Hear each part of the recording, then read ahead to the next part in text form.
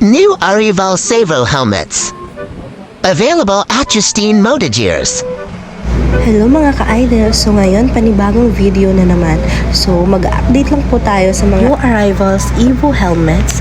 At ayan guys, at prepare na namin ng mga kasamahan ko ang bagong lapag na Evo.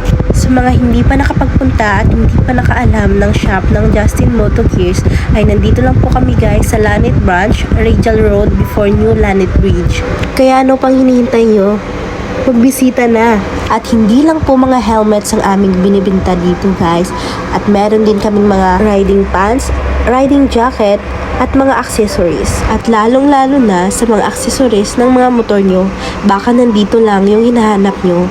Kaya pwede kayong magbisita dito guys. Open po kami ng Sunday to Friday, 9 AM to 5 PM. At sa mga nagbabalak mag-wholesale ng mga helmets guys, visit lang po kayo dito sa Justine Motogears. At meron ba kayong mga lumang helmets? Tara, dalhin nyo dito sa Justine Motogears at gawin nating bago ulit. Mabaho rin ba ang helmet mo? Dahil pwede nating pababanguhin yan. Dahil pwede nilang ma-dry clean at ma-steam clean. And also available ceramic coating, buffing and color correction, expire coating, scratches, and faded shell. At available din po ang ceramic coating for motorcycle. At para mas kumintab at maging shiny yung motor nyo. For more details, message lang po kayo sa Justine Motogears men page. Kaya yan guys, samahan nyo muna ako para sa pagbukas ng mga helmets. Kaya salamat sa palaging panonood at palaging pagsuporta sa aking page. Maraming salamat, ingat po kayo palagi. Thank you for watching, bye-bye!